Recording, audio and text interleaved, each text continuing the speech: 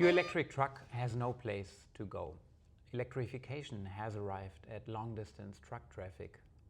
While charging is meanwhile pretty much solved in the passenger car segment, we see the challenge in the heavy truck market.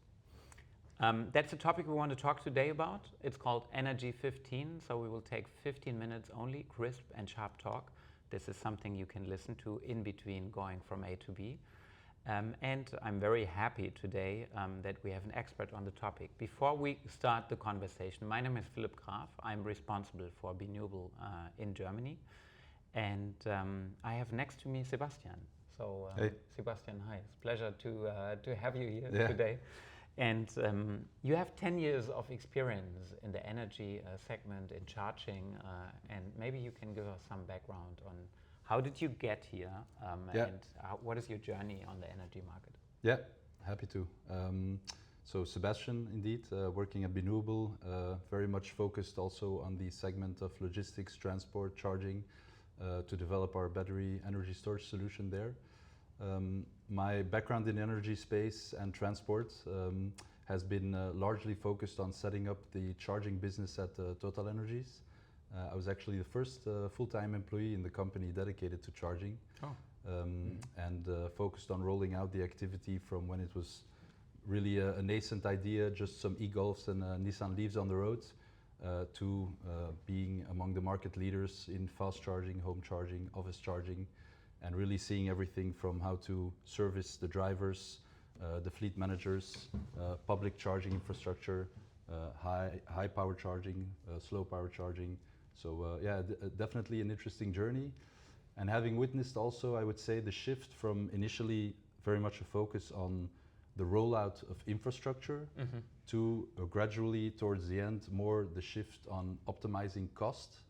And that's where I think energy trading and also battery energy storage started coming in the mix, and which is when I decided to make the jump to a new venture, Renewable, focusing really on those aspects of making the charging competitive, aside from choosing the locations and building out the charging infrastructure itself. Thank you. So, Sebastiaan, what is it why people should listen to us now, the next 15 minutes? What is it, what they learn, and what's new in the topic? Yeah, so we'll try to give a brief overview of the challenges and the main considerations that need to be taken into account when you're electrifying, let's say, the larger duty, the heavy duty segment, which comes with quite a few additional challenges in order to provide the power and the high energy necessities that this sector needs, going from the infrastructure side to the energy optimization side. And we'll try to cover a bit the landscape of the main things to take into account when going from idea to project realization. Okay. While the heavy transport industry is like 10%, I think, roughly, of the CO2 emissions worldwide, we didn't come a long way so far. Yeah, if you look at the passenger car market, you have ratios in between, let's say, 25% in countries like Germany or France, and higher ratios in the Benelux market or even in the Scandinavian markets. While trucks are really, really low still today, but there are trucks coming already, but you don't see them a lot. So where do you see the biggest challenges in adopting electrification in this segment, and what are the challenges also for the site owners who want to go electric? Yeah. So clearly we are at the very start of a market that is going to exponentially increase over the coming years. Up until now, the main challenge, of course, for businesses electrifying their fleet has been, I would say, twofold. First of all, it's the total cost of ownership. It's a financially driven motivation incentive.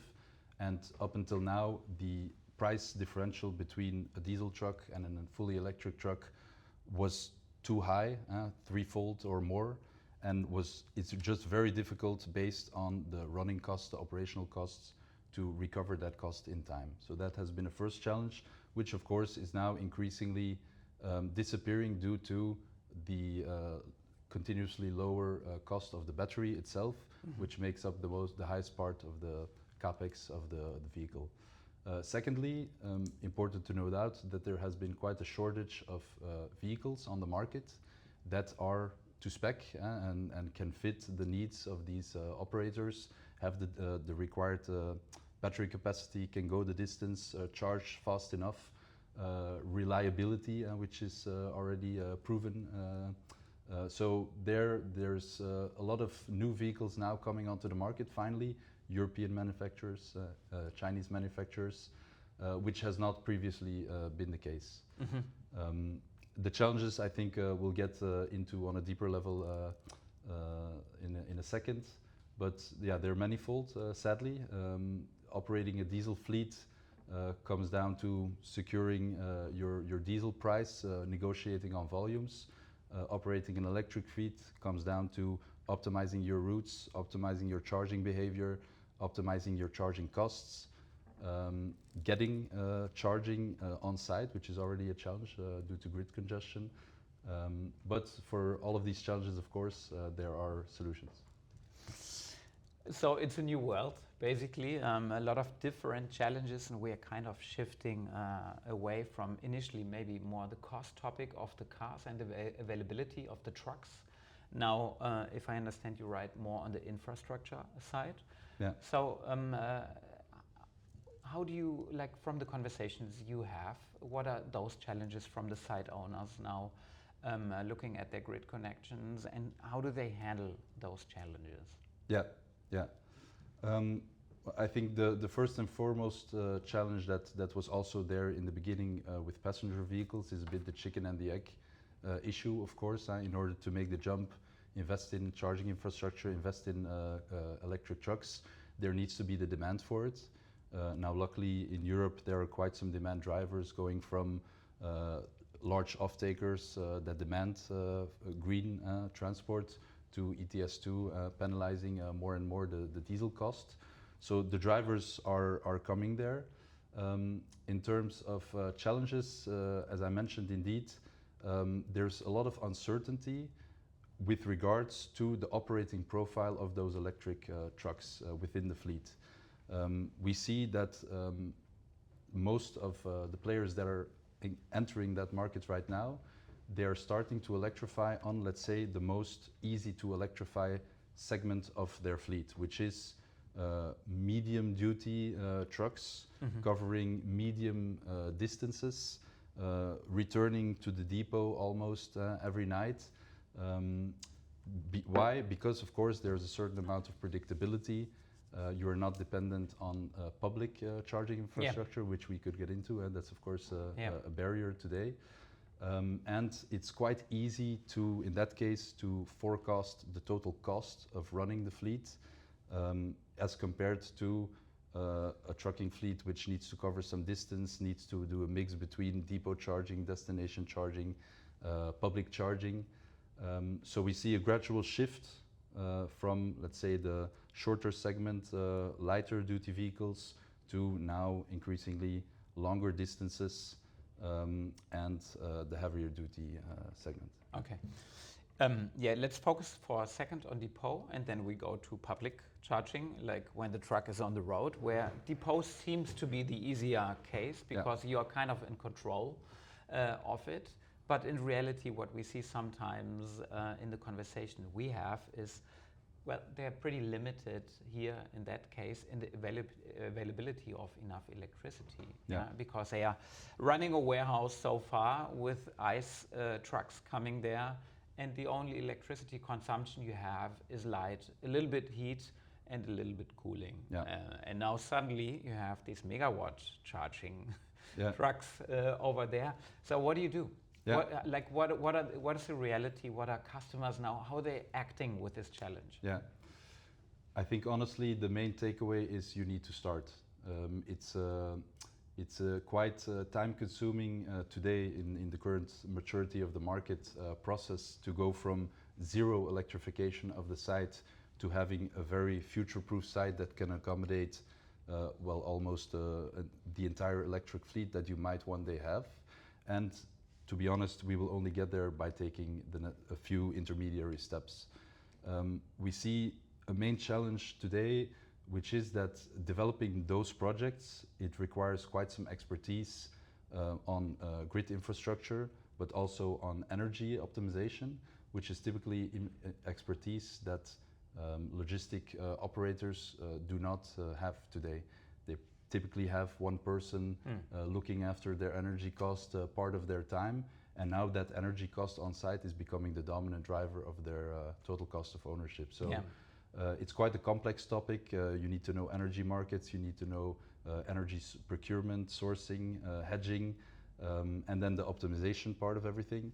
And that's where, of course, parties like us, we aim to be that partner in that journey to unburden the process a bit and to make sure that they can continue focusing on their core business, which is, of course, running the transport fleet and the logistics services, and assisting them in a gradual stepwise increase of that electrification.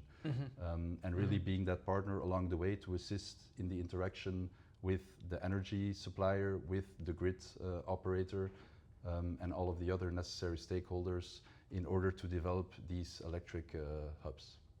And why is it that they should think about a large battery in order to solve those kind of challenges? What's the benefit you see in the customer cases you have?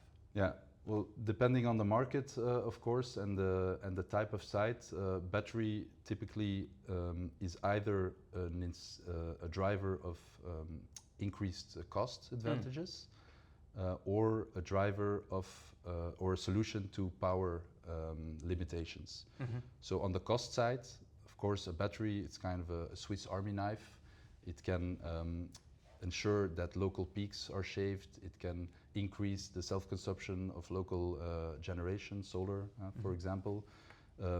What we do specifically also is to utilize that battery on energy markets and arbitrate, really intelligently buy and sell energy in order to make sure that the total cost of the electricity procurement on the site is kept as low as possible. On the other side, from the physical infrastructure point of view, today we are running increasingly into problems where the pace of electrification is faster than what the distribution network operators can cope with. And typically, once you order some trucks, you want to install chargers, you have to, in most cases, go through a period of extending your grid connection, which can take a very long time, and which in some cases is even not possible for the considerable future. And in that case, adding battery storage to the site is the only way in order to ensure that the power capacity that the chargers will effectively need can be provided by charging at low times of demand and then discharging the battery to the vehicles at high demand periods. And then, of course, in the meanwhile, also optimizing the grid connection by doing trading arbitrage and, again, keeping the cost as low as possible. I can very much reflect on what you just said. We had a customer conversation this week, actually, with a manufacturing company in southern Germany. And you know, they had exactly the challenge you're just mentioning, a grid connection which was just not enough to also power a few megawatt charging trucks out there. And the utility they have actually get back to them in their request to extend the grid connection. And they actually asked them 2 years back already to extend it, and the answer was you can have it in 2031. So I think that's a challenge those kind of companies are facing, and there's simply no solution to it because you're stuck, you have no alternative. And here, I think what you just mentioned, the role of a battery is really interesting. Now, the benefits, I think, are obvious. Thanks for explaining. Let's talk a little bit about the challenges also in such a project. I mean, what is it? Why don't you see more batteries already in those kind of situations? And what is the complexity of going into such a battery project? Again, there, of course, a bit of a chicken and egg.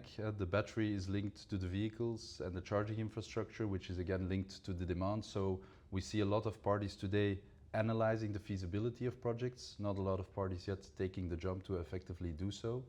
For the ones that do take the jump, I think we have to consider the long lead time for the project development. I think there are a lot of projects on their way today, but in case of, let's say, larger storage projects, we can't forget that aside from getting the grid connection, there is also a permitting aspect which comes into the mix. It's physical infrastructure, containerized solutions typically that are on site for 15, 20 years. They need a place where they won't stand in the way, where they can be permitted also, where it can be safe. Typically there's probably some hazardous goods maybe on the site. So it takes time to develop these projects. From our experience on let's say larger depots, starting from no grid connection to having a ready to build permitted site with an available grid connection, it can take in up to 2 years. So there will be more and more projects coming online, and the ones that will succeed to come online fast will be the ones that have this total view on how to get there, and of course have the necessary partnerships in order to accelerate the process. Thank you so much. I love to hear more about this, especially also about the customer case you recently managed to agree on. But maybe that's something for another time. So let's maybe just summarize. So it's indeed a huge topic. I think this is quite clear, of moving from running a fleet of ICE trucks into electrifying them. Not only on the truck side, then you have topics like total cost of ownership, like you mentioned, the infrastructure topics, with the limitations in grid capacity, but also benefits of batteries on site, and combining those batteries, not only to shift or to extend the grid connection virtually, but even to generate some additional benefits while they are not being used by the trucks. Thank you so much for this great insight. My last question for you today is, how's your day like? What are you going to do at the rest of the day? Just to give people a little bit of insight in our life here at BeNuvo. Yeah. Maybe two things worth mentioning. Aside from being in the transport industry, we also develop battery storage solutions for larger industry.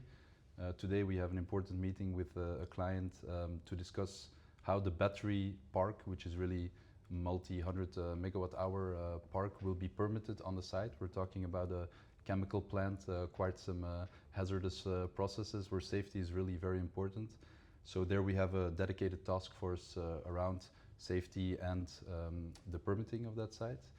And then looking to the future and the arrival of megawatt charging, we are seeing today also on sites where we operate the battery, where there are, for example, machines in the mining space, for example, that the ramping rate of the on-site power demand is quite a challenge in order to react very fast with the battery to deramp and to not overblow the available grid capacity.